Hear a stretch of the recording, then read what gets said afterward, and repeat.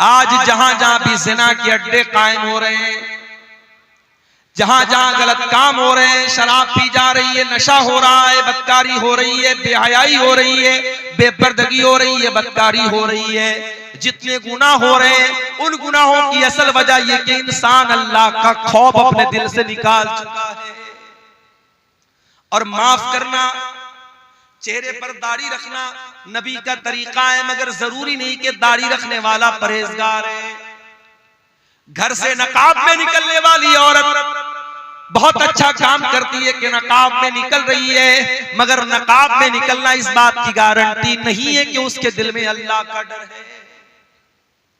मेरे प्यारे साथियों, कितने ज़िना के वाक़यात हुए जो नकाब पोश लड़कियों ने होटलों में जाकर के याशियां की हैं, कितने गलत काम हुए जो चेहरे पर दाढ़ी रखने वालों ने और माथे पर सजदे का निशान रखने वालों ने वो गलत काम किए हैं।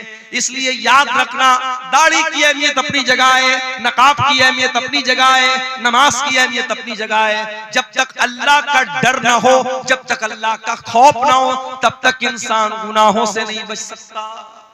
गुनाह से बचना है, अल्लाह का डर होना चाहिए। वज़कुर फिल किताबी मरियम इदिन तबदत मिन अहलिहा मकानन शर्किया। ओ मेरी प्यारी माओ बहनों, मरियम आपको सबक दे रही है कि औरत भी अल्लाह वाली बन सकती है।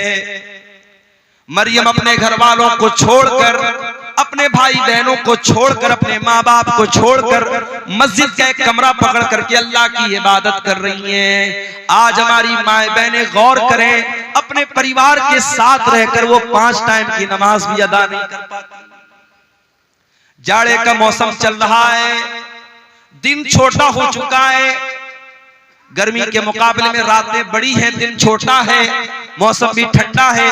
अगर औरतें चाहें तो बड़ी आसानी से नफली रोजा रख सकती हैं। जो रमजान के छूटे हुए रोजे हैं वो चाहें तो वो रोजे इस मौसम में बड़ी आसानी से रख सकती हैं। मगर मेरी प्यारी माँ बहनों, आपके अंदर वो शौक ही नहीं है, वो जज्बा ही नहीं जो मरियम के अंदर था। अल्लाह कह रहा है इज़िन तबज़त मिन अहलिहा मकानन शर्किया। याद करो जब मरियम अपने घर वालों को छोड़कर मस्जिद अक्सा के बैतुल मुक़द्दस के पूरब साइड में चली गई। इज़ अरसलना इलैहा रूहना फत्तखज़त मिन दूनिहिम हिजाबा। अल्लाह फरमाता है कि मरियम ने अपने बीच में और घर वालों के बीच में पर्दा लगा दिया, पर्दे में रह करके वो अल्लाह की इबादत करने लगी। फत्तखज़त मिन दूनिहिम हिजाबा फअरसलना इलैहा रूहना फतमस्सल लहा बशरन सविया। हमने अपने फरिश्ते जिब्रील को भेजा और जिब्रील एक इंसान की शक्ल में, खूबसूरत इंसान की शक्ल में मरियम के पास आए। मरियम अकेली है, मरियम बंद कमरे में, कमरा लॉक है और अचानक एक खूबसूरत इंसान, एक मर्द मरियम के सामने आ जाता है। ओ मेरी प्यारी माँ बहनों, एक पाक दामन औरत, एक नेक औरत, एक दीनदार औरत का रिएक्शन क्या होगा ऐसे? एक दीनदार औरत किसी गैर मर्द को तन्हाई में देखेगी तो उसका रिएक्शन क्या होगा, जरा देखिए मरियम का रिएक्शन। अल्लाह कहता है इज़ अरसलना इलैहा रूहना, हमने मरियम के पास अपने फरिश्ते को भेजा। फतमस्सल लहा बशरन सविया, और वो फरिश्ता इंसान की शक्ल में मरियम के पास आया। क़ालत इन्नी अऊज़ु बिर्रहमानि मिनका इन कुन्त तक़िया। मरियम फौरन डर गई और कहने लगी मैं रहमान की पनाह चाहती हूँ, मैं अल्लाह की पनाह चाहती हूँ। इन कुन्त तक़िया, ऐ इंसान, ऐ आने वाले मर्द, अगर तू अल्लाह से डरने वाला है दूर हो जा, मेरे करीब ना आना, मैं तुझसे अल्लाह की पनाह चाहती हूँ। मरियम ने ये समझा कि ये कोई मर्द है, उनको मालूम नहीं था कि ये फरिश्ता है।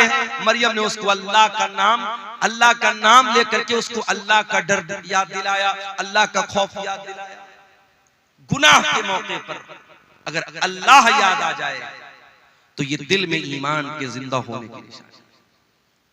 अगर गुनाह के टाइम अल्लाह याद आ जाए, अल्लाह का खौफ दिल में आ जाए और इंसान गुनाह से अपने आप को बचा ले, अल्लाह के नबी फरमाते हैं अल्लाह ताला फरिश्तों से कहता है मेरा बंदा गुनाह करने जा रहा था, शराब पीने जा रहा था, जिना करने जा रहा था, कोई भी गलत काम करने जा रहा था, अगर गुनाह का इरादा कर रहा था और अल्लाह के डर से अगर उसने गुनाह को छोड़ दिया तो अल्लाह फरिश्तों से कहता है इसके नामे आमाल में एक नेकी लिख दो। मेरे फरिश्तों इसके नामे आमाल में एक नेकी लिख दो। फरिश्ते कहते हैं अल्लाह ये तो गुनाह करने जा रहा था, ये तो शराब पीने जा रहा था, ये तो जिना करने जा रहा था, ये तो गलत काम करने जा रहा था। अल्लाह फरमाता है इन्नमा तरकहा मिन जर्राया, ऐ मेरे फरिश्तों मेरे बंदे ने मेरे डर से इस गुनाह को छोड़ा है, मेरे खौफ से इस गुनाह को छोड़ा है, लिहाजा इसके नामे आमाल में एक नेकी लिख दो। ये नेकी का हकदार है, ये गुनाह का हकदार। हजरत मरियम ने जब ये कहा कि मैं रहमान की पनाह चाहती हूं, अब हजरत जिब्रील ने क्या जवाब दिया? काला इन्नमा अना रसूल रब्बिकी लिअहब लकी गुलामन ज़किया। कहा है मरियम तू गलत समझ रही है, मैं कोई इंसान नहीं हूं, मैं अल्लाह का फरिश्ता हूं और मैं इसलिए तेरे पास आया हूं ताकि मैं तुझको ये खुशखबरी दे दूं कि तुझे बहुत जल्द एक बच्चा पैदा होने वाला है, बहुत नेक बच्चा, बहुत पाक साफ बच्चा, बहुत अच्छा बच्चा। अच्छा आपने गौर किया होगा जब बच्चा पैदा होता है तो रोता है, और मेडिकल साइंस के हिसाब से बच्चे को रोना जरूरी भी है। बच्चा नहीं रोता है तो प्रॉब्लम हो जाती है, बास बच्चे नहीं रोते हैं तो बाद में बड़ी बीमारियां पैदा हो जाती है, बाद बच्चे तो बोल ही नहीं पाते अगर पैदाइश के समय वो नहीं रोते। मगर अल्लाह के नबी फरमाते जब बच्चा पैदा होता है तो शैतान उसे कचोका मारता है, चोट पहुंचाता है, शैतान उसे मारता है और वो बच्चा रोता है। और शैतान दुनिया के हर बच्चे को मारता है, मगर एक बच्चा ऐसा था जिसको शैतान मार नहीं सका, और वो बच्चा कौन था? वो मरियम का बच्चा, उसका नाम ईसा बिन मरियम था। हजरत जिब्रील ने कहा कि ऐ मरियम ऐसा बच्चा पैदा होने वाला है तुझे, गुलामन ज़किया, जो बहुत नेक बच्चा हो। क़ालत अन्ना यकूनु ली गुलाम वलम यमससनी बशर वलम अकु बग़िया। मरियम कहने लगी मुझे बच्चा कहां से होगा, मैं तो कुंवारी हूं, मैं तो वर्जिन हूं, मेरी शादी नहीं हुई है, आज तक किसी इंसान ने मुझे टच नहीं किया है, और ना मैं ज़िनाकार औरत हूं, मैं बदकार औरत। ये बच्चा कैसे मुझे पैदा हुआ? क़ाल कज़ालिक, हज़रत जिब्रील ने कहा कि अल्लाह का हुक्म है और तुम्हें बच्चा पैदा होगा। क़ाल रब्बुकी हुवा अलैया हय्यिन, आपका परवरदिगार ये कह रहा है कि ये मेरे लिए आसान है, वलिनजअलहु आयतन लिन्नास, और अल्लाह ताला आपके बच्चे को बगैर बाप के पैदा करेगा ताकि वो बच्चा दुनिया के लिए एक निशानी बन जाए। वकाना अम्रम मक़दिया, और ये अल्लाह का हुक्म है जो पूरा होकर के रहेगा। अब मरियम प्रेग्नेंट हो गई। अब ये वजाहत कुरान में नहीं है कि ये प्रेगनेंसी पूरे 9 महीना रही या चंद दिन रही। फहमलतहु, मरियम के पेट में ईसा अलैहिस्सलाम वजूद में आ गए।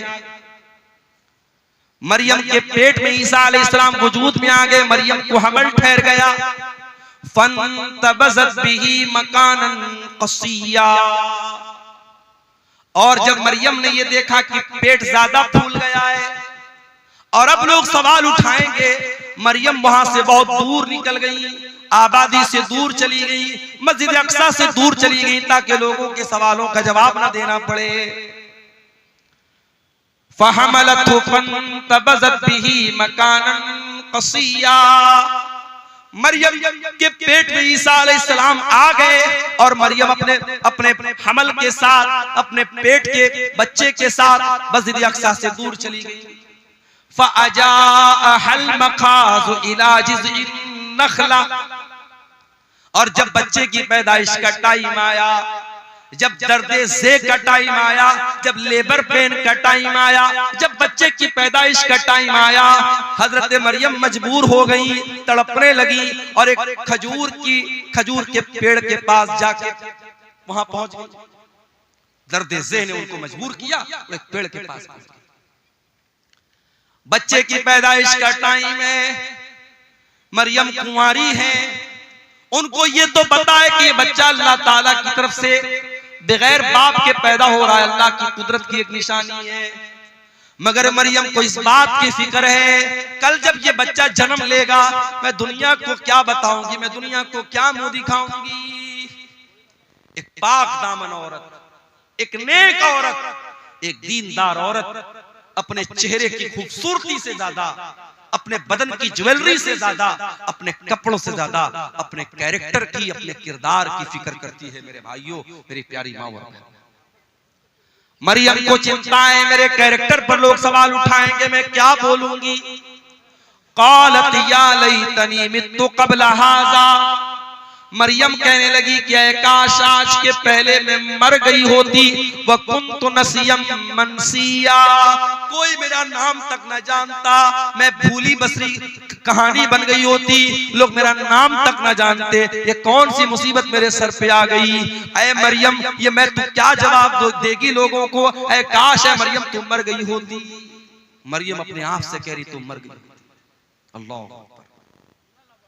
इस जुमले में मरियम के कर्ब को महसूस कीजिए, मरियम के दिल की पीड़ा को महसूस कीजिए, मरियम के दिल के अंदर जो अपने किरदार की जो फिक्र है, जो चिंता है, उसको महसूस कीजिए।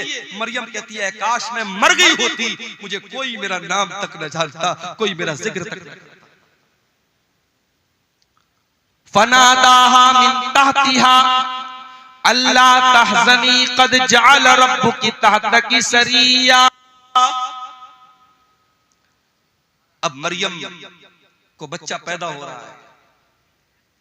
दुनिया में औरतों को बच्चा पैदा होता है तो कोई ना कोई डॉक्टर होता है, दाई होती है, कोई डिलीवरी कराने वाला होता है।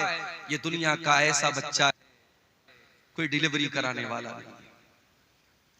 फरिश्ता कहता है, फरिश्ते की आवाज आती है, ऐ मरियम तू डर मत, तू घबरा मत। कद जाला रब्बुकी तहतकी सरिया, जरा देख अल्लाह ताला ने तेरे नीचे नहर का इंतजाम कर दिया है, तुझे पानी की कमी ना हो, तू डिहाइड्रेशन का शिकार ना हो। ऐ मरियम, बच्चे की पैदाइश के बाद तुझे पानी चाहिए, कौन तुझे पानी ला के देगा। ऐ मरियम देख अल्लाह ताला ने तेरे लिए पानी का इंतजाम कर दिया, तेरे नीचे से नहर जारी हो गई है। वहुज़्ज़ी इलैकी बिजिज़्इन नख़ला, और ऐ मरियम जरा इस खजूर के पेड़ को तू हिला के तो देख, जब तू इसको हिलाएगी, वहुज़्ज़ी इलैकी बिजिज़्इन नख़लति तुसाक़ित अलैकी रुतबन जनिया, तो तेरे ऊपर पकी हुई खजूरें गिरेंगी, ये पकी हुई खजूर तू खा लेना। बाज़ उलमा कहते हैं कि डिलीवरी के टाइम औरतों को आयरन की बड़ी कमी होती है, इसीलिए जब औरतें जब प्रेग्नेंट होती हैं तो डॉक्टर लोग उनको आयरन की टेबलेट खिलाते हैं, और खजूर के अंदर आयरन बहुत होता है। तो मरियम को अल्लाह ताला ने खजूर खिलवाई। खजूर और पानी बहुत जरूरी है एक ऐसी औरत के लिए जिसको डिलीवरी हुई। एक बात तो ये पता चली। दूसरी बात ये पता चली कि पकी हुई खजूर तेरे ऊपर गिरेगी।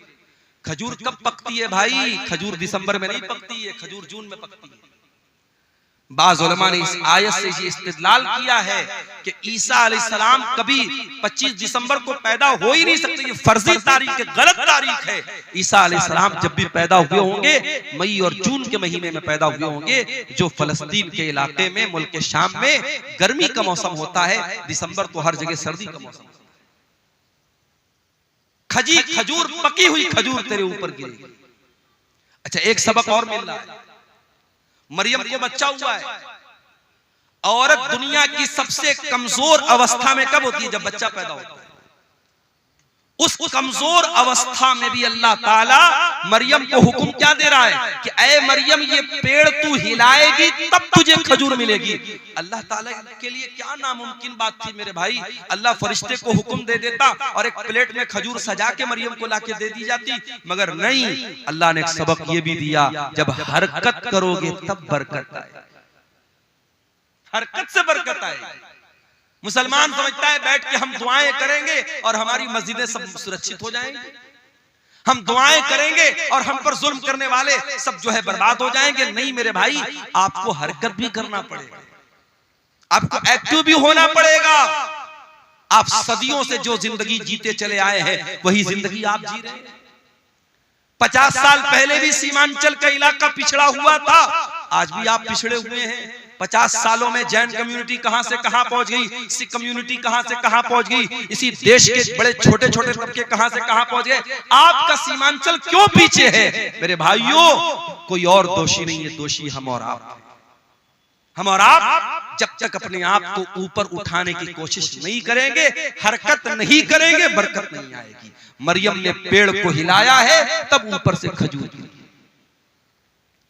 फकुली वशरबी वकर्री आईना, ऐ मरियम तू ये खजूर खा ले, ये पानी पी ले, ये खजूर खा करके पानी पी करके वकर्री आईना, ऐ मरियम तू अपनी आंखों को ठंडी कर ले, तू टेंशन न ले, तू चिंता न कर, तू फिक्र न कर।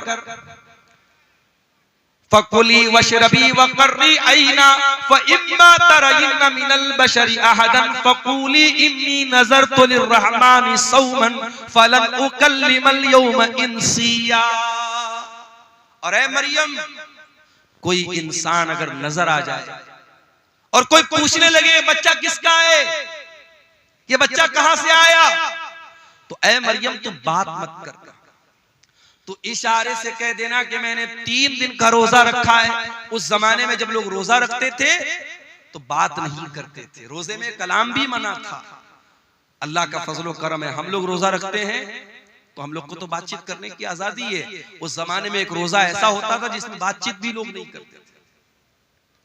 कहा है मरियम, जब कोई तुझसे बात करने की कोशिश करे तो तू बता दे कि मैंने अल्लाह की नजर मानी है, मैं 3 दिन तक किसी से बात नहीं करूंगी। 3 दिन गुजर गए। फअतत बिही कौमहा तहमिलु, मरियम अपने बच्चे को गोद में लेकर के आई। मरियम अपने बच्चे को गोद में लेकर अपनी कौम के पास आई। कौम के लोगों ने कुंवारी मरियम की गोद में बच्चा देखा। सारी कौम जानती है मरियम कुंवारी है, उनकी शादी नहीं हुई है। मरियम की गोद में बच्चा देखकर कालू लक़द जीती शैअन फरिया, कहा है मरियम ये बहुत बड़ा तू गुनाह करके आई है, बहुत बड़ा पाप करके आई है। या उख्ता हारून, ऐ हारून की बहन, माँ कान अबू की इम्राअ व माँ कान तुम की बगिया, ऐ हारून की बहन, न तो तेरा बाप बुरा आदमी था, न तेरी माँ बदचलन थी, तूने ये गंदा काम कैसे कर दिया। अच्छा, ये मरियम के कोई भाई थे जिनका नाम हारून था। ये वो वाले हारून नहीं, मूसा अलैहिस्सलाम के बड़े भाई हारून वो मुराद नहीं, कोई और हारून है जो उनके भाई थे, मरियम के भाई थे।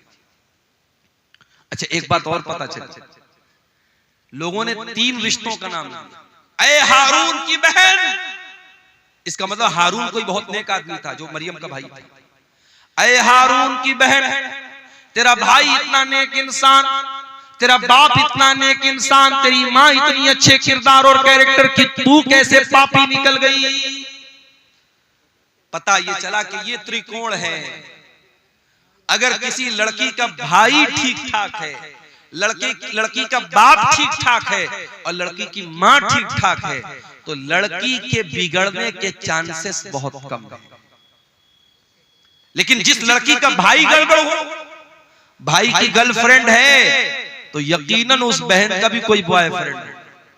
किसी ने बड़ा अच्छा जुमला कहा था कि ऐ वैलेंटाइंस डे पर किसी लड़की को फूल देने वाले, जा देख तेरी बहन को भी कोई फूल दे रहा है।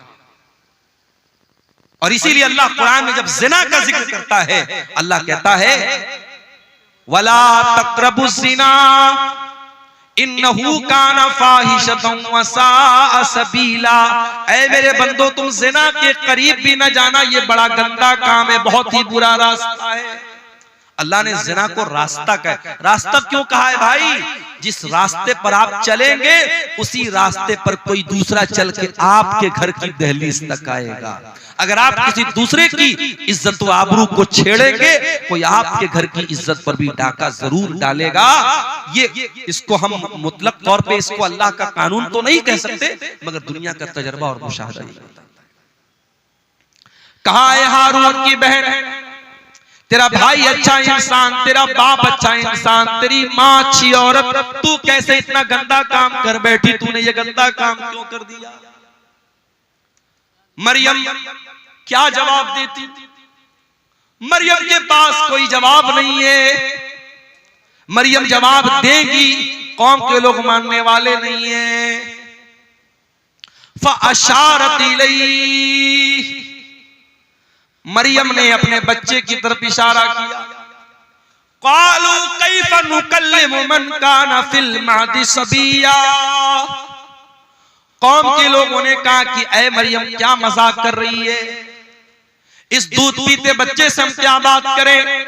तू जवाब दे, तू माँ है, तू जवाब जब इस बच्चे से क्या बात करे? तू कैसी बेवकूफी की बात कर रही है? तू बच्चे की तरफ क्यों इशारा कर रही है? हम बच्चे से कैसे बात करें? अल्लाह अकबर। जब एक पाक दामन औरत के कैरेक्टर पर दाग लगाने की कोशिश हुई, एक पाकीज़ा औरत के किरदार पर जब लोगों ने धब्बा लगाने की कोशिश की, अल्लाह ने उसके दूध पीते बच्चे को ज़बान दी थी। दूध पीता बच्चा हमारे और आपके सामने थोड़ी बोलता है। दूध पीता बच्चा तो खाली रोता है, भूख लगे तब रोता है, प्यास लगे तब रोता है, पेट में दर्द हो तब रोता है। मगर ईसा बिन मरियम अपनी माँ की गोद में बोलते हैं, क़ाल इन्नी अब्दुल्लाह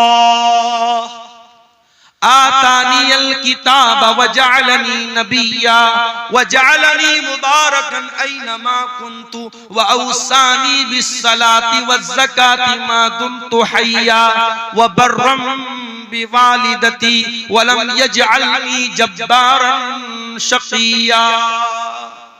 अल्लाह।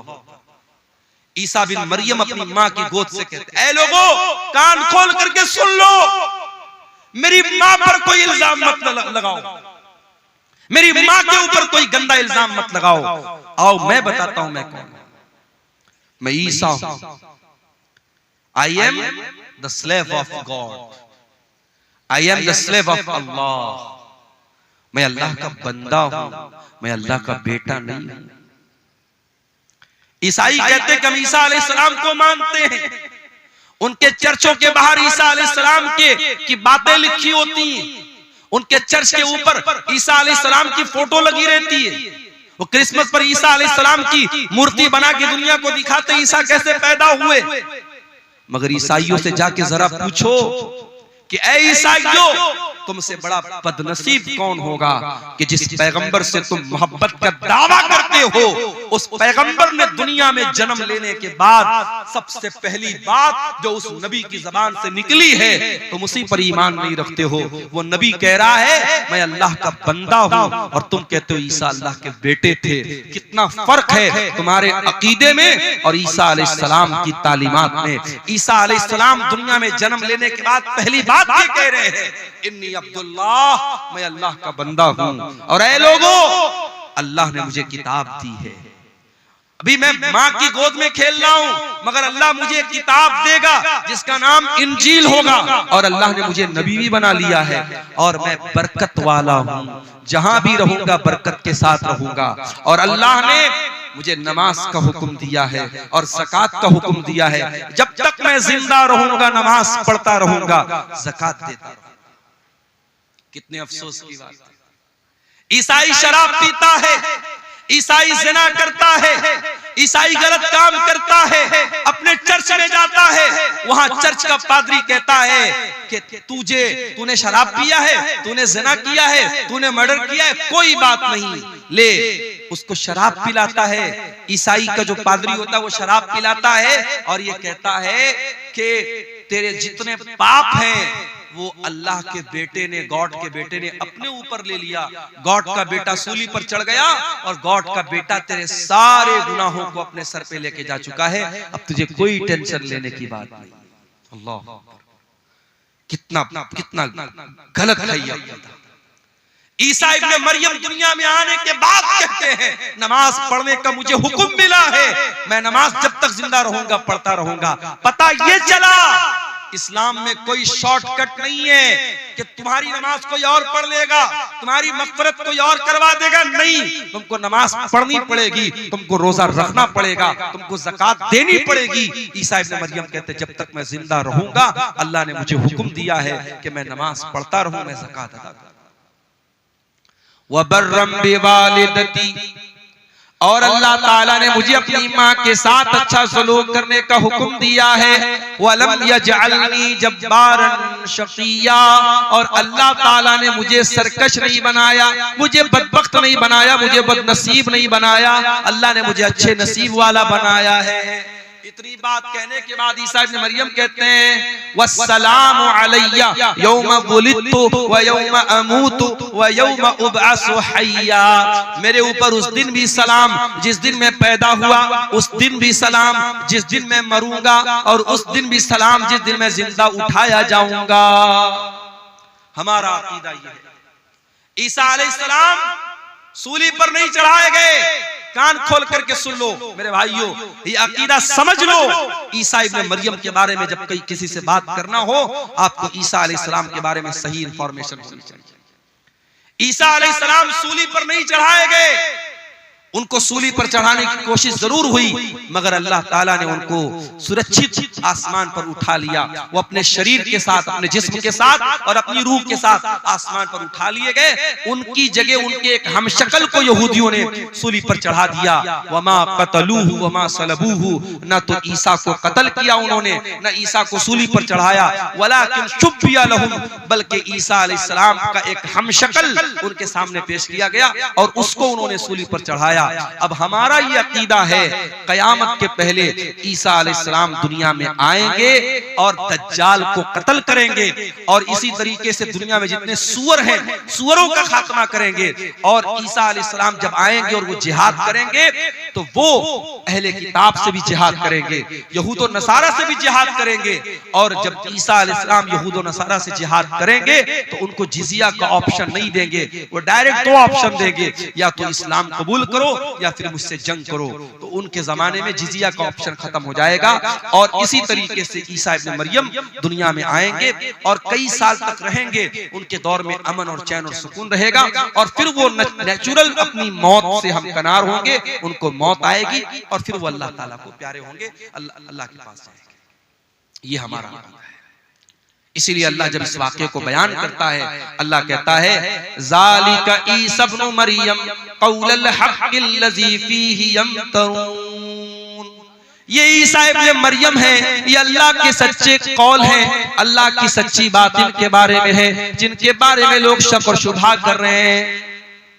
तो हजरत ईसा अलैहिस्सलाम के बारे में ये मोटी मोटी बात मैंने सोचा कि आपके सामने रख दूं, ताकि ईसा अलैहिस्सलाम के बारे में एक सही विचारधारा, एक सही नजरिया आपके दिलो दिमाग में पैदा हो जाए। अल्लाह ताला हम सबको हजरत ईसा अलैहिस्सलाम, अच्छा ये भी याद रखिए, ईसा अलैहिस्सलाम के बारे में दुनिया में 3 गिरोह पाए जाते हैं। एक ईसाइयों का गिरोह है जो ईसा अलैहिस्सलाम को अल्लाह का बेटा करार देता है, अल्लाह के बराबर करार देता है, वो भी गुमराह है। और एक यहूदियों का तबका है जो ईसा अलैहिस्सलाम को बुरा भला कहता है, उनको हराम की औलाद कहता है, उनको नऊजुबिल्लाह ज़िना की औलाद कहता है। यहूदी भी हजरत ईसा से दुश्मनी में गुमराह हुए, ईसाई उनसे मोहब्बत में गुमराह हुए, यहूदी उनसे दुश्मनी में गुमराह हुए। और एक तबका ऐसा है जो ईसा अलैहिस्सलाम पर ईमान भी रखता है, उनको के बारे में यह अकीदा रखता है वो अल्लाह के नबी थे, वो अल्लाह के पैगंबर थे, बगैर बाप के पैदा हुए थे, और अल्लाह ताला ने उनके हाथ पर बहुत सारे मोजज़ात दिखाए थे। और इस तबके को मुसलमान कहते हैं। हम और आप ईसा इब्न मरियम के ऊपर ईमान रखते हैं। मेरे अजीजों, इस तमहीदी गुफ्तगू के बाद मैंने जो नज़्म पढ़ी थी तकरीर के बाद, आपने गौर किया होगा उस नज़्म में मैंने नौजवानों को खिताब किया था। आज हमारे कौम में अगर कोई तबका ऐसा है जो सबसे ज्यादा जिस पर काम करने की जरूरत है तो वो तबका नौजवानों का तबका है। और दुनिया की हर कौम अपने नौजवानों को ट्रेंड करती है, अपने नौजवानों को मजबूत करती है, अपने नौजवानों पर मेहनत करती है। आज हमारी कौम का नौजवान कहां जा रहा है? हमारे नबी की सीरत उठा करके देखिए, हमारे नबी के साथ जो सहाबा थे, जो आपके सफ़े अव्वल के सहाबा थे, जिन्होंने आपके साथ पत्थर खाए थे, आपके साथ जंगों में अपने सीने पर तीर और तलवार का जख्म बर्दाश्त किया था। आप गौर कीजिए मेरे प्यारे साथियों, नबी के उन सहाबा में आपको मेजॉरिटी किसकी मिलेगी, उसमें बहुमत किसका मिलेगा, उसमें अक्सरियत नौजवानों की। अब्दुल्ला बिन मसूद कौन है, नौजवान है। मुसअब बिन उमैर कौन है, नौजवान है। हजरत खालिद बिन वलीद कौन है, नौजवान है। उस्मान गनी कौन है, नौजवान है। तलहा कौन है, नौजवान है। जुबैर कौन है, नौजवान है। अली बिन अबी तालिब कौन है, नौजवान है। मेरे नबी के सहाबा में वो सहाबा जो मेरे नबी के बॉडीगार्ड बन करके चला करते थे, जिन्होंने मेरे नबी के साथ हर मुश्किल को बर्दाश्त किया है, उसमें मेरे प्यारे साथियों बढ़ चढ़ करके हिस्सा लेने वाले नौजवान साहब, नौजवान आगे थे। और यही वजह है कि कुरान करीम में अल्लाह ताला नौजवानों को हाईलाइट करके बयान करता है। परसों जुमा का दिन आने वाला है, हम और आप जुमा के दिन सूरह कहफ पढ़ते हैं। सूरह कहफ में अल्लाह ताला ने एक वाकया बयान किया, कि अल्लाह ताला के कुछ बंदों ने, एक मुशरिक बादशाह के दौर में वो रहते थे, जब बादशाह ने उनको मजबूर किया इस्लाम को छोड़ने के लिए, तौहीद को छोड़ने के लिए, तो उन अल्लाह के बंदों ने अपनी तौहीद को बचाने के लिए, अपने ईमान को बचाने के लिए अपने बाप का महल छोड़ दिया, अपने माँ बाप की हवेली को छोड़ दिया और एक गुफा में, एक पहाड़ के गार में जाकर के सो गए। और 309 साल तक अल्लाह ताला ने उनको जिंदा सही सलामत सुलाए रखा। 309 साल तक वो सोए रहे। अल्लाह ताला जब इस वाक़े को बयान करता है तो अल्लाह ताला एक बात को हाईलाइट करता है। अल्लाह क्या कहता है, इन्नहुम फित्यतुन आमनू बिरब्बिहिम वज़िदनाहुम हुदा। अपने ईमान को बचाने के लिए अपने माँ बाप को छोड़ने वाले, अपने माँ बाप का ऐशो आराम छोड़ने वाले, अपनी हवेलियों को छोड़ करके पहाड़ की गुफा में जाने वाले ये नौजवान थे। अल्लाह ने खास तौर से हाईलाइट करके बयान किया कि ये नौजवान थे। अल्लाह चाहता तो ऐसे ही डायरेक्ट जिक्र कर देता कि चंद लोग थे, मगर अल्लाह ताला ने फित्यतुन का लफ्ज इस्तेमाल किया। इससे ये पता चला कि अल्लाह ताला को नौजवानों का ईमान बहुत पसंद है। आज हमारे कितने नौजवान हैं, उनको जब नमाज के बारे में बोलो, गुनाहों को छोड़ने के बारे में बोलो, उनकी जबान से एक ही लफ्ज निकलता है, मौलाना साहब ये जवानी का दिन है, अभी तो मैं मौज मस्ती कर लेने दो, कल जब जवानी खत्म हो जाएगी तब हम इबादत भी कर लेंगे, रोजा भी रखेंगे, नमाज भी पढ़ेंगे, गुनाहों से भी बचेंगे। ओ मेरे प्यारे नौजवान साथियों, अज़रबैजान से एक फ्लाइट, एक हवाई जहाज उड़ता है, जिस हवाई जहाज के अंदर 72 मुसाफिर सफर कर रहे थे। हवाई जहाज के अंदर आग लग जाती है और हवा के अंदर वो हवाई जहाज जल कर राख हो जाता है और 72 के 72 लोग हवा में जल करके मर जाते हैं। ये भी आज की न्यूज आपको बता रहा हूं। क्या उन 72 लोगों में सारे बूढ़े लोग थे? क्या सारे 70-80 वाले लोग थे? उसमें 20 साल के नौजवान भी थे, उसमें 2 साल का बच्चा भी था, उसमें 25 साल की औरतें भी थी। मेरे प्यारे भाइयों, जब हवाई जहाज के अंदर आग लग जाती है, अंदर का वीडियो वायरल हुआ है, जाकर के इंटरनेट पर देख लेना। फ्लाइट के अंदर जितने लोग हैं वो मालिक को याद कर रहे हैं, वो मौला को याद कर रहे हैं, वो अपने रब को याद कर रहे हैं। हम नहीं जानते कौन सा एक्सीडेंट हमारे साथ हो जाए, हम नहीं जानते कब मौत हमारे सर पर आकर के हमारी मोहलत को खत्म कर दे। मेरे प्यारे साथी, क्या आप इस बात की गारंटी लेके बैठे हैं कि आप बुढ़ापे तक जिंदा रहे? क्यों अपनी जवानी को गलत कामों में गुजारते हैं? मेरे प्यारे साथियों, हमें और आपको डरना चाहिए। याद रखो मेरे प्यारे साथियों, जवानी में जितने जज्बे के साथ आप नमाज पढ़ लेंगे, जवानी में जितनी ताकत के साथ आप हज उम्रा कर लेंगे, जवानी में जितने जोश के साथ आप अल्लाह की राह में पैसा खर्च कर देंगे, अल्लाह के दीन के लिए आप मेहनत कर लेंगे, कल बुढ़ापे में आप नहीं कर पाएंगे। मैंने वहां मक्के में देखा, सफा मरवा के दरमियान सही कर रहे थे हम लोग, कितने बूढ़े लोगों को मैंने देखा, बूढ़ी औरतों को देखा, बेचारी चलते चलते थक गई, हाँफने लगी। कितने मर्दों को मैंने देखा व्हील चेयर पर वो खाने काबा का तवाफ कोई कुर्सी पर लेकर के करा रहा है व्हील चेयर पे। वो इस लायक नहीं है कि वो खाने काबा के करीब जाकर के अल्लाह के घर के पास जाकर के अपनी बॉडी पर अपने शरीर पे चल के वो खाने काबा का तवाफ। जवानी होती है, लोग बोलते हैं हज कर लो, उम्रा कर लो, लोग नहीं करते हैं। लोग टाल देते हैं कि चलो बुढ़ापे में कर लेंगे, लड़की की शादी के बाद कर लेंगे, मकान बनवाने के बाद कर लेंगे। मेरे प्यारे साथियों, इस बात की क्या गारंटी है कि कल लड़की की शादी के बाद आप जिंदा रहोगे या लड़की की शादी तक आप जिंदा रहोगे? अभी परसों बनारस में मैं सफर पे निकल चुका था, एक जगह में सफर में गया हुआ था। बनारस में एक मैयत हो गई हमारे अपने मोहल्ले की, और एक इमाम साहब का इंतकाल हो गया। मेरे ख्याल से 50-60 साल उनकी उम्र थी, बिल्कुल हट्टे कट्टे सेहतमंद थे। फजर की नमाज पढ़ने गए और फजर की नमाज पढ़ करके जब वापस घर पे आए हैं, फालिज का हमला हुआ है, ब्रेन हेमरेज हुआ है और हॉस्पिटल ले जाते जाते उन्होंने दम तोड़ दिया। इस तरीके की अचानक मौतें यकीन कीजिए हर हफ्ते हमारे सामने आती हैं, हर महीने हमारे सामने आती है। लेकिन हम बड़े गाफिल लोग हैं। किसी मदरसे में, किसी स्कूल में इम्तिहान का टाइम करीब आता है, जो बच्चा साल में कभी पढ़ाई नहीं करता है, अगर उसको पास होना है, अगर उसको अगली क्लास में जाना है, तो वो नादान बच्चा भी सोचता है नहीं यार साल भर नहीं पढ़ा, चलो कोई बात नहीं, इम्तिहान आ गया, एग्जाम आ गया, अब तो थोड़ी पढ़ाई कर लूं। वो मेहनत करता है, पढ़ाई करता है, उसको मालूम है अगर अब मैंने मेहनत नहीं की तो मैं पास नहीं हो पाऊंगा। मेरे प्यारे साथियों, क्या हमारा और आपका इम्तिहान करीब नहीं है? क्या हम अपनी मौत से करीब नहीं है? हम नहीं जानते हमारा वो इम्तिहान कब शुरू हो जाएगा, मौत कब आ जाएगी, हम नहीं जानते। हम कितने नादान हैं, हमको मालूम है हमारा इम्तिहान कभी भी लिया जा सकता है और हम कोई तैयारी नहीं कर रहे हैं। इसीलिए अल्लाह कुरान में कहता है इक़्तरबा लिन्नासि हिसाबुहुम व हुम फी गफलतिन मुरिदून। ओ लोगों, तुम्हारे हिसाब का टाइम करीब आ चुका है, फिर भी तुम गफलत की नींद सो रहे हो।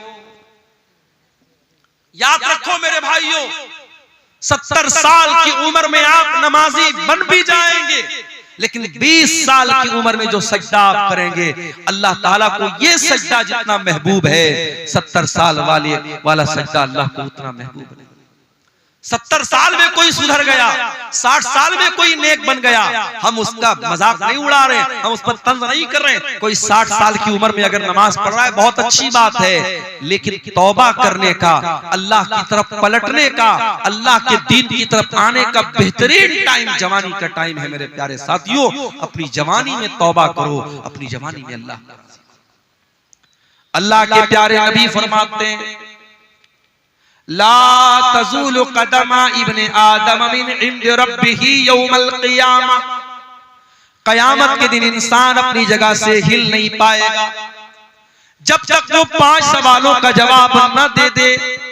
इन 5 सवालों का जवाब अब्दुल गफ्फार साहब को भी देना पड़ेगा, इन 5 सवालों का जवाब हुसैन सलफी साहब को भी देना पड़ेगा, हमारे नाज़िम इजलास साहब को भी देना पड़ेगा, उस्मान मुखिया साहब को भी देना पड़ेगा, पढ़े लिखे को भी देना पड़ेगा, अनपढ़ को भी देना पड़ेगा, दौलतमंद को भी देना पड़ेगा, गरीब को भी देना पड़ेगा, सीमांचल के लोगों को भी देना पड़ेगा, नॉर्थ इंडिया के लोगों को, साउथ इंडिया के लोगों को, सारे बंदों को, सारे इंसानों को देना पड़ेगा। ला तज़ूलु क़दमा इब्ने आदम, जो आदम का बेटा है, जो इंसान है, जो मर्द है, जो औरत है, हर इंसान को और मर्द औरत को इन 5 सवालों का जवाब देना है। अल्लाह, दुनिया का कौन सा एग्जामिनर है जो एग्जाम के पहले आपको पेपर आउट कर दे? पेपर आउट हो जाए तो एग्जाम कैंसिल हो जाता है। उस मालिक का करम देखो, उस रब्बुल आलमीन की रहमत देखो, उसने कयामत के दिन का पर्चा आउट कर दिया। जा मेरे बंदे, तू तैयारी कर। 5 सवाल का जवाब सबको देना, हिल नहीं सकते। पहला सवाल होगा अनुम्रिही फीमा अफना। ऐ इंसान, तूने अपनी जिंदगी को कहां गुजारा? जब तक तू बच्चा था, ना बालिग था, ना समझ था, तेरे गुनाह नहीं लिखे जाते थे, तेरी गलतियां नहीं लिखी जाती थी। जब तू 12-13 साल का हो गया, लड़की को पीरियड आने लगा, लड़के को दाढ़ी मूंछ के बाल आने लगे, ज़ेरे नाप बाल आने लगे, लड़का बालिग हो गया, लड़की बालिग हो गई। अब बालिग होने के बाद से लेकर के अपनी मौत तक, चाहे तू 50 साल तक जिंदा रहा, 60 साल तक जिंदा रहा, 70 साल तक जिंदा रहा, जितनी तुझको जिंदगी मिली मेरे बंदे, तूने बालिग होने के बाद से लेके अपने आखिरी दिन तक तूने क्या क्या किया? चल पूरी जिंदगी का हिसाब दे।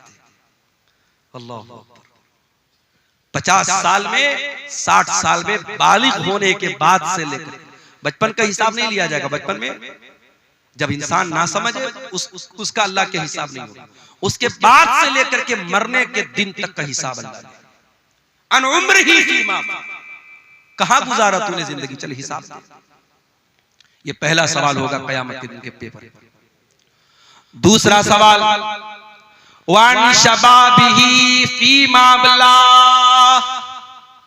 ऐ मेरे बंदे, तू 70 साल दुनिया में रह के आया था, तेरे 40 साल के बाद की जिंदगी तो बड़ी अच्छी गुजरी। मस्जिद का मुतवल्ली भी बन गया, मदरसे का नाज़िम भी बन गया, हाजी साहब भी बन गया, फजर की नमाज में लाठी लेके पहुंचने लगा, कोई गलत काम नहीं करता था, दिन रात अल्लाह अल्लाह करता था, बहुत अच्छी बात है। लेकिन ऐ मेरे बंदे, तू 20 साल से लेकर के 40 साल तक कैसा था? तेरी जवानी कहां गुजरी? तेरी जिंदगी का सबसे खतरनाक पीरियड कहां गुजरा? कहीं ऐसा तो नहीं तू शराब पिया करता था, कहीं ऐसा तो नहीं तू ज़िना किया करता था, कहीं ऐसा तो नहीं तू गंदी मूवीज देखा करता था, कहीं ऐसा तो नहीं तू नाजायज लड़कियों के साथ चैटिंग किया करता था, कहीं ऐसा तो नहीं तू होटलों में नाच गाना देखने जाता था। वो अन शबाबिही फीमा बला, मेरे बंदे तू अपनी जवानी का हिसाब दे, तूने कहां गुजारा उसको? गौर कीजिए मेरे भाई, सारी जिंदगी का हिसाब अलग होगा और जवानी का हिसाब अलग।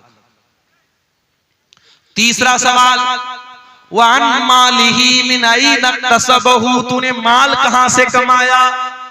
क्रिप्टो से कमाया, ड्रीम 11 से कमाया, मेटा ओजोन से कमाया, ऑनलाइन हराम एप्स के जरिए कमाया, सट्टा बाजार के जरिए कमाया, जुआ खेल करके कमाया, क्रिकेट पर सट्टा लगा करके कमाया, कैसे कमाया? ये बड़ा मसला हमारे नौजवानों का है। बेरोजगारी बढ़ रही है तो हमारा नौजवान ऑनलाइन जितने जुआ वाले और सट्टा वाले ऐप्स हैं, हमारा नौजवान बड़ी आसानी से उनके चंगुल में फंस जाता है। बेरोजगारी है, कोई काम नहीं है, नौजवान सोचते चलो यार अच्छा है, बैठे बिठाए पैसा आ जाए। मेहनत नहीं करना चाहता, कारोबार नहीं करना चाहता। मेरे भाइयों, आज मुसलमान अगर बिजनेस में पीछे है तो अपनी करतूत से पीछे। वल्लाह हमने गुजरात में देखा, मैं गुजरात में अहमदाबाद में गया, नडियाड में गया, सूरत में गया, मुसलमान अपने बच्चों को नौकरी नहीं करवाते। व्यापारी का बेटा व्यापारी, मारवाड़ी का बेटा मारवाड़ी, मुसलमान वहां अपने बच्चे को व्यापारी बनाता है। चाहे वो छोटी सी दुकान खोल के बैठा है, मगर कारोबार कर रहा है, उसका माइंड कारोबारी है। आज इस मुल्क में हमें और आपको अगर अपने वजूद को बचाना है, हमें बिजनेस और कारोबार में भी आगे बढ़ना है। और मैं ये बात इसलिए कर रहा हूं क्योंकि अगर हमने अपने आप को बिजनेस में आगे नहीं बढ़ाया, आगे आने वाले दिनों में बड़ी कठिनाइयां आएंगी। इन मदरसों, इन मस्जिदों और हमारे दीन की बुनियादों पर जो दिन रात हमले हो रहे हैं, इन हमलों से अपना डिफेंस करने के लिए भी हमें पैसे की जरूरत है। आज हम जानते हैं सुप्रीम कोर्ट और हाई कोर्ट में वकीलों की फीस कितनी महंगी होती है।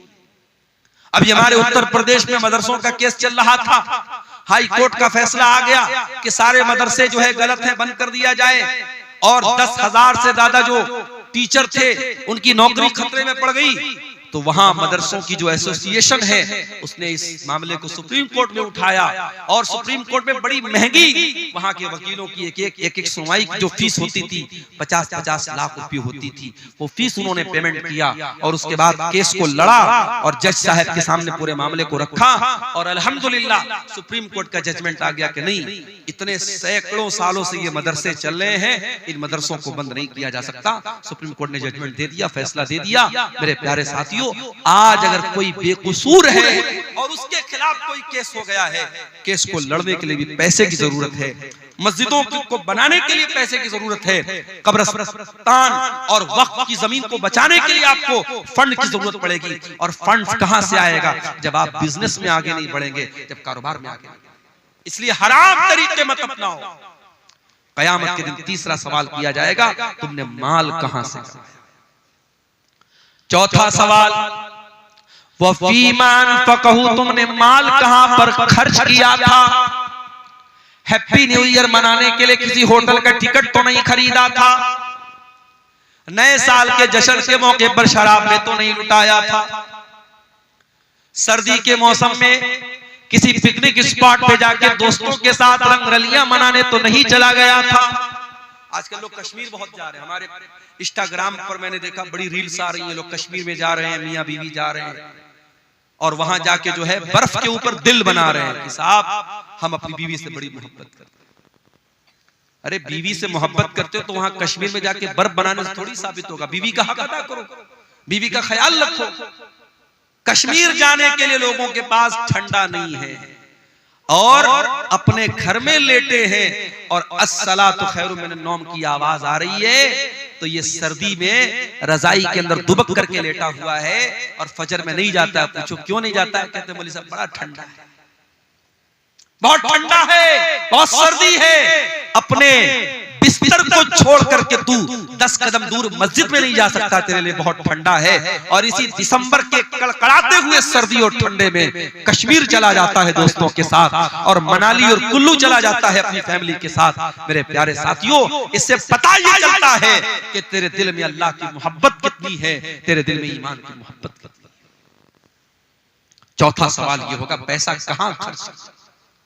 ये मत सोचो पैसा हमारे बाप का है, पैसा हमने कमाया है, हमारी मर्जी हम जहां चाहे खर्च करें। नहीं, पैसा कहां से आया इसका भी हिसाब देना पड़ेगा, पैसा कहां खर्च किया इसका भी हिसाब देना पड़ेगा। ये जो हराम जगहों पर पैसा लुटाते हो, हिसाब देना पड़ेगा। शायर आ रहा है, शायरी पढ़ रहा है। अभी एक वीडियो मैंने देखा, शायर उल्टी सीधी शायरी पढ़ रहा है, लोग नोटों की बारिश कर रहे हैं। कई जगहों पर अहले हदीसों के जलसों में, प्रोग्रामों में शुअरा जो पढ़ रहे हैं, शायरी पढ़, उन पर नोट बरसाए जा रहे हैं। माफ कीजिएगा, ये मुनासिब तरीका नहीं है। ठीक है, आप शायर को हौसला अफजाई के तौर पे कोई रकम देते, उस पर एतराज नहीं है, मगर नोटों की बारिश करना, नोट बरसाना, एक एक नोट इस तरीके से उसके ऊपर लुटाना, ये गलत तरीका है, ये हराम तरीका है।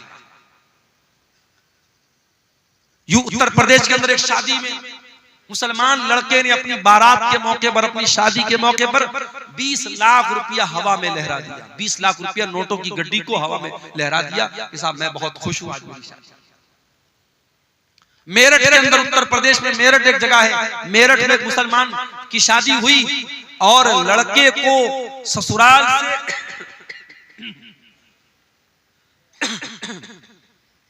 लड़के को ससुराल से 2.5 करोड़ रुपए की रकम मिली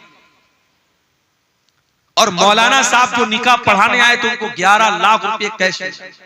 हमारे यहाँ जब ये न्यूज आई तो हमारे बहुत सारे मदरसे के टीचरों ने कहा कि चलो अब वही मेरठ में चल के हम लोग निकाह पढ़ा। 11 लाख रुपया एक निकाह का मिल रहा है। तो मुसलमान पैसा लुटा रहा है भाई। आज आप जाके देख ले, जितने खाने पीने की दुकानें हैं वहां गैर मुस्लिमों की भीड़ आपको नहीं मिलेगी, मुसलमानों की। ये कबाब की दुकानें, ये बिरयानी की दुकानें, ये चटर पटर सामानों की दुकानें कौन मिलेगा? मुसलमान मिलेगा।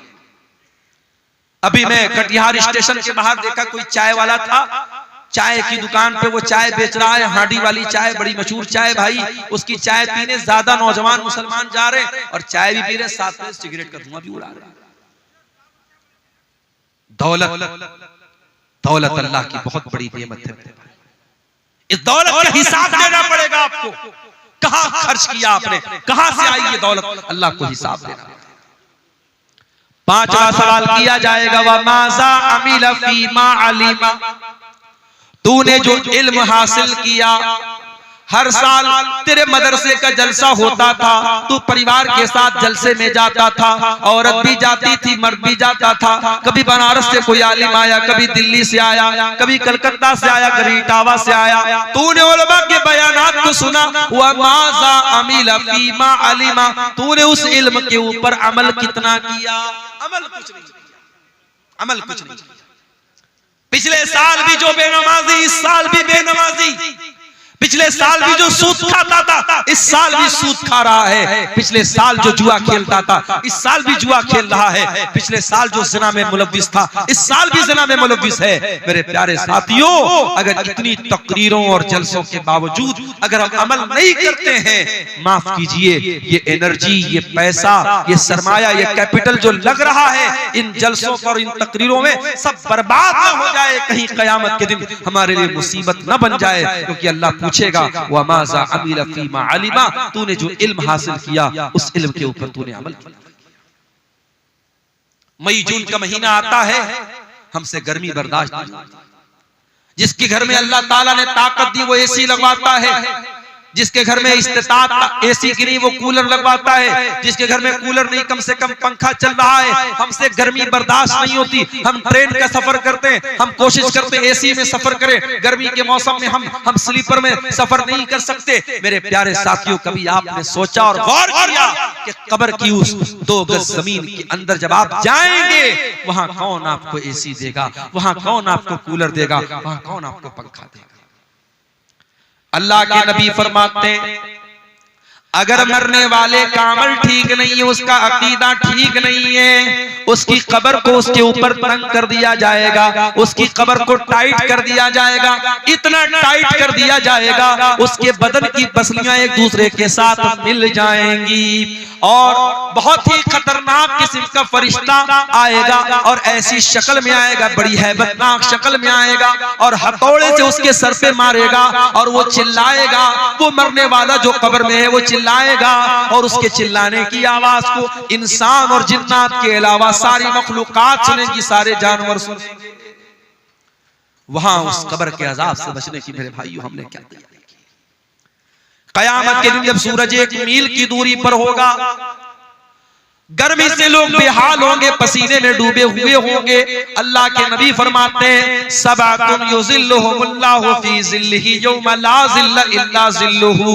कयामत के दिन 7 लोग ऐसे होंगे जिनको अल्लाह ताला अपने अर्श का साया देगा और जिसको अल्लाह ताला अर्श का साया दे देगा उसको एसी की जरूरत नहीं पड़ेगी, उसको कूलर की जरूरत नहीं पड़ेगी, उसको गर्मी ही नहीं लगेगी, उसको पसीना ही नहीं बहेगा। समझो अल्लाह ताला अपनी स्पेशल एसी दे देगा कयामत के दिन। किसको? 7 लोग। नंबर 1 अल इमामुल आदिल, अदल इंसाफ करने वाला इमाम। इमाम किसको बोलते हैं? मस्जिद में नमाज पढ़ाने वाला इमाम यहां मुराद नहीं है। इमाम से मुराद वो इंसान है जिसके हाथों में लोगों की बागडोर हो, जो अपने इलाके का सरपंच हो, अपने इलाके का सरदार हो, अपने शहर का जिम्मेदार हो, अपने रियाया का बादशाह हो, अपने इलाके का वजीर हो, जिसके हाथ में हुकूमत हो, प्रशासन हो, एडमिनिस्ट्रेशन हो, उसको अल्लाह के नबी ने इमाम कहा है। और इमाम की पहचान ये होनी चाहिए, वो इमाम आदिल, जिसके हाथ में हुकूमत हो, वो किसी के साथ अन्याय न करे, अत्याचार न करे, जुल्म न करे। अगर हुकूमत है और अत्याचारी है, वो जालिम है, अल्लाह के उसकी बड़ी सख्त पकड़। नंबर 2 वशाफुन नशा फी इबादतिल्लाह, और अल्लाह ताला कयामत के दिन अपने अर्श का साया उस इंसान को देगा, उस नौजवान को देगा जिसकी जवानी अल्लाह की इबादत में गुजरी हो। जवानी अल्लाह की इबादत में गुजरी, जिसकी जवानी मस्तियों में, हराम कामों में, अय्याशी में न गुजरी हो, जिसने अपनी जवानी को अल्लाह की इबादत में गुजारा। शेख सादी कहते हैं, दर जवानी तौबा करदन शेवे पैगंबरी, वक्त पीरी गुर्गे जालिम की शवत परहेजगार। अरे जवानी में तौबा करो, जवानी में तौबा करना और अल्लाह की तरफ लौट के आ जाना, ये पैगंबरों का तरीका है, ये नबियों का तरीका है। बुढ़ापे में तो जालिम भेड़िया भी शरीफ बन जाता है। बुढ़ापे में तौबा कर ली तो कौन सा कमाल कर लिया। तौबा करना है तो जवानी में, नमाज की आदत डालना है जवानी में डालो। हज और उम्रा अगर अल्लाह ने दौलत दी है, हज और उम्रा जवानी में जाके करो, अपनी बीवी को लेके जाओ, जवानी में कराओ मेरे प्यारे साथियों। और जवानी में जब आप हज और उम्रा करेंगे उसकी एक अलग लज्जत मिलेगी। उसके बाद फरमाया वरजुलानी तहाब्बा फिल्लाहि इज्तमा अलैहि व तफर्रका अलैहि, और दो लोग आपस में मोहब्बत करते हो अल्लाह के लिए, मिलते हो तो अल्लाह के लिए, जुदा होते हो तो अल्लाह के लिए। मुझे मालूम है सीमांचल के इस इलाके में बहुत मोहब्बतें भी मुझको मिलती हैं। बाज़ इलाकों में जाता हूँ, 70 साल का बूढ़ा आता है, मुझे बड़े खुश होकर के मुझसे मुसाफा करता है और बड़ी खुशी के साथ कहता है मौलाना आज तक आपको यूट्यूब में देखते थे, आज पहली बार रियल देखे। ऐसी बूढ़ी औरतों के फोन भी मेरे पास आते हैं जो कहती है कि मौलाना रात में आपकी तकरीर सुने बगैर नहीं सोती, मेरा कोई रिश्ता नहीं है, कोई रिलेशन नहीं है, मैं उनके इलाके का नहीं हूं, फिर ये मोहब्बत क्यों है? ये मोहब्बत इसलिए है कि कहीं ना कहीं दिल में ये बात है कि ये अल्लाह की बात बता रहा है, रसूल की बात बता रहा है, अल्लाह की मोहब्बत ये हमारे और आपके रिश्ते को जोड़ रही है। 7 दिसंबर को मेरा प्रोग्राम था रत्नी, इसी कटिहार के रत्नी इलाके में। मजबूरी आ सकती है, मिस हैपनिंग आ सकती है। शनिचर का दिन था, प्रोग्राम में मैं नहीं आ सका, छुट्टी नहीं मिल पाई। जिम्मेदारान मुझे आखिरी दिन तक फोन करते रहे। मैं 1 हफ्ता पहले उनको बता दिया मैंने कि देखिए बहुत बहुत सख्ती हो गई है, छुट्टी नहीं मिल रही, लेकिन प्रोग्राम में मैं नहीं आ पाया। बाद में बहुत लोग नाराज भी हुए। लोगों ने वहां कमेटी वालों को कहा कि लोगों ने झूठ मूठ बात नहीं की, मौलाना से नाम दे दिया। हम सबको ये बात समझनी चाहिए, जलसे के मैनेजमेंट कमेटी को भी समझना चाहिए और आम पब्लिक को भी ये समझना चाहिए कि जिस मुकर्रिर को हम बुलाते हैं वो भी इंसान है, उसके साथ मजबूरी आ सकती है, उसके साथ कोई हादसा हो सकता है, और खास तौर से अगर वो इंसान किसी इदारे के साथ जुड़ा है, किसी बंधन में है, किसी मुलाजमत में है, तो फिर उसके साथ और मजबूरियां भी हो सकती हैं। हमें तमाम बातों का लिहाज रखना चाहिए। मोहब्बत कभी कभी बहुत भारी पड़ जाती है। अब कहीं मैं नहीं पहुंच पाया, जलसे वाले जानते मेरी मजबूरी है, लेकिन आम पब्लिक नहीं जानती। आम पब्लिक जलसे वालों को दोषी करार देती है और वो लोग नहीं समझते कि भी किसी मजबूरी की वजह से मौलाना नहीं आ पाए। तो अल्लाह के नबी फरमाते कि 2 लोग जो मोहब्बत करते हो अल्लाह के लिए, पैसे के लिए मोहब्बत बहुत होती होगी, जमीन जायदाद के लिए मोहब्बत बहुत होती होगी। नेताजी आते हैं आपके पास, बड़ी मोहब्बत की बात कर रहे हैं, नेताजी वोट लेने के लिए आते हैं, साल भर वोट मिल जाता है, फिर 5 साल गायब हो जाते हैं। मगर वो मोहब्बत कि रात में आप जब दुआ के लिए हाथ उठाते हैं तो आप दुआ करते हैं, वो मोहब्बत अल्लाह की। वो मोहब्बत के इंसान मर गया। इसी इलाके के जो बुजुर्ग उलमा दुनिया से चले गए, आज भी हम उनको याद करते हैं तो उनके लिए दुआ करते हैं। ये मोहब्बत अल्लाह के लिए होती है। वरजुलानी तहाब्बा फिल्लाहि, कयामत के दिन अल्लाह ताला अपने अर्श का साया उन 2 लोगों को देगा जो आपस में मोहब्बत करते हो अल्लाह के लिए, मिलते हो तो अल्लाह के लिए, जुदा होते हो तो अल्लाह के लिए। वरजुलुन क़ल्बुहु मुअल्लक़ुन फिल मसाजिद, और वो इंसान भी कयामत के दिन अल्लाह के अर्श का साया पाएगा जिसका दिल मस्जिद में अटका हो। हमारा दिल तो मोबाइल में अटका है, 1 मिनट के लिए मोबाइल डिस्चार्ज हो जाए हम बेचैन हो जाते हैं। कभी वो बेचैनी नमाज के लिए क्यों नहीं पैदा होती? आप मार्केटिंग करने गए मंगल बाजार, असर का टाइम आया, आप 2 मिनट 5 मिनट निकाल करके बाजू की मस्जिद में नमाज नहीं पढ़ सकते थे क्या? शाम को आप कहीं दोस्तों के साथ घूमने गए, इशा की जमात का टाइम निकल गया, घर वापस आए, आप घर वापस आकर के इशा की नमाज नहीं पढ़ सकते थे क्या? अगर नमाज की फिक्र होगी, नमाज की टेंशन होगी, नमाज की चिंता होगी, आप कहीं भी चले जाएं आपको नमाज की फिक्र लगी रहेगी।